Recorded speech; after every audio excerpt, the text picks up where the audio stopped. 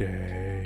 Okay, so we start with the empty bar because before I put 275 pounds on my back, I'd like to confirm that my knees, hip, and lower back are still participating voluntarily. The empty bar isn't here to build my ego. I'm checking the movement. Feet stable, brace before I descend, knees tracking comfortably with the feet, and most importantly, does anything currently feel like it requires an attorney? Nah, but seriously, I also don't need to force a magical squat depth. The goal is the deepest range I can control well for my own mobility and structure. YouTube does not get a vote. Now 135, this is where the bar and I are still friends. I'm adding load without creating much fatigue so I can practice the same exact movements I'll need when things become significantly less friendly. Break, control the descent, keep pressure throughout the whole foot, and stand up like the rent depends on it. 185, now the warm-up has stopped sending emails and started scheduling meetings. This gradual loading matters because I'm preparing the movement and nervous system without wasting all of my good reps before the heavier work. Old me remembers this being like current me would like old me to keep his comments to himself. 205,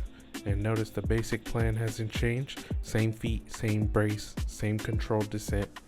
More weight should not suddenly turn the squat into an interpretive dance.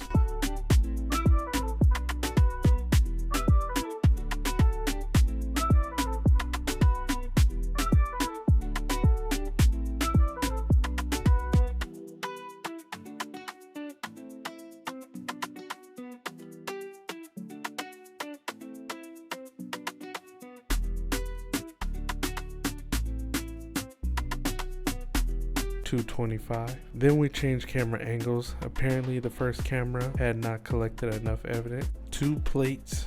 Now we're officially outside the customer service portion of the workout.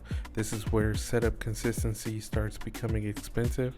Take the breath, brace before the rep. Don't rush the descent just because bar feels heavy. A controlled rep that moves slowly is still a controlled rep. 245.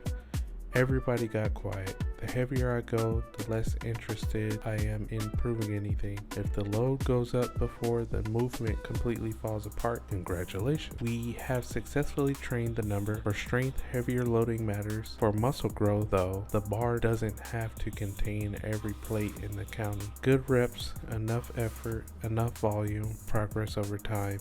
Much less exciting, much more effective. And now 275. Old me suddenly has a lot of opinions for somebody who is not currently underneath this bar. At this weight, I want boring setup, boring brace, boring technique, because once 275 is sitting on your back, this is not the ideal time to discover your creative side, and that's the heavy squat work. I don't need every set to end in disaster for it to count. Training close enough to meaningful effort is useful. Getting folded into a gym furniture is optional.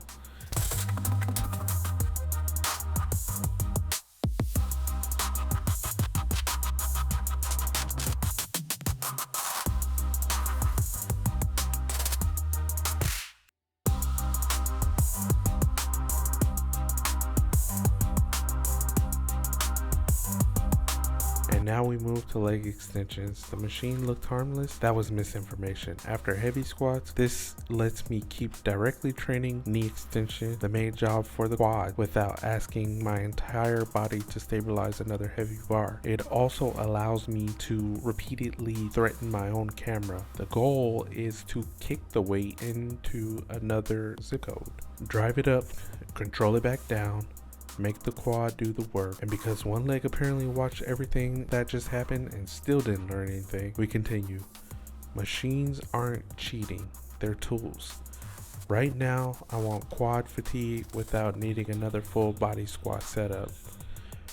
This is also where the amount of weight on the machine stops telling the whole story. After squatting up to 275, my quadriceps are operating with altered exchange rates. Now we're getting closer to the reps that actually require a conversation. Look at my face. This is not a technique view. This is a labor dispute. For hypertrophy, these later hard reps matter, but hard doesn't mean sloppy. When I can't control the movement anymore, making the machine louder doesn't suddenly make the set better. And finally,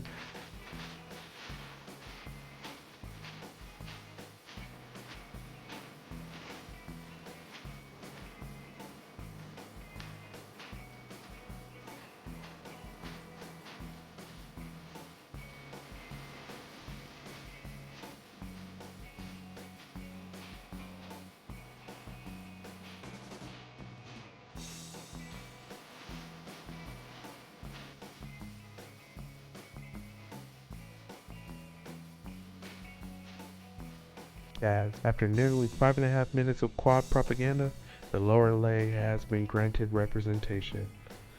Here I want actual ankle movement. Lower under control, use the available stretch, then drive up through the ball of the foot.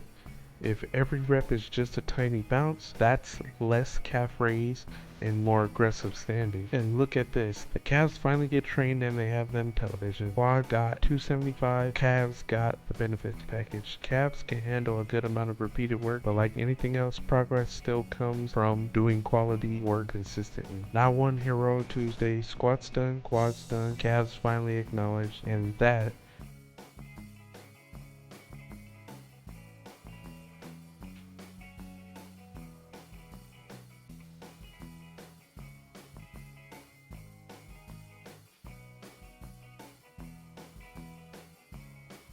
and this would be a perfectly reasonable place to go home.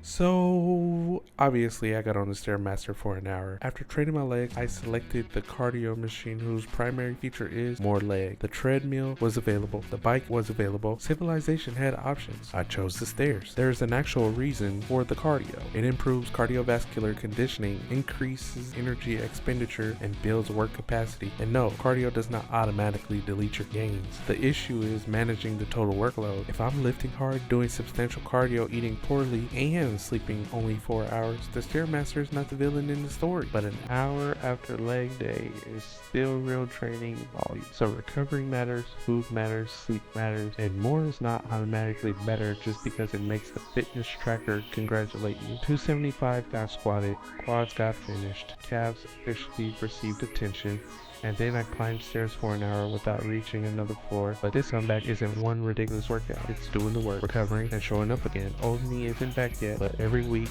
he's got less of a lead.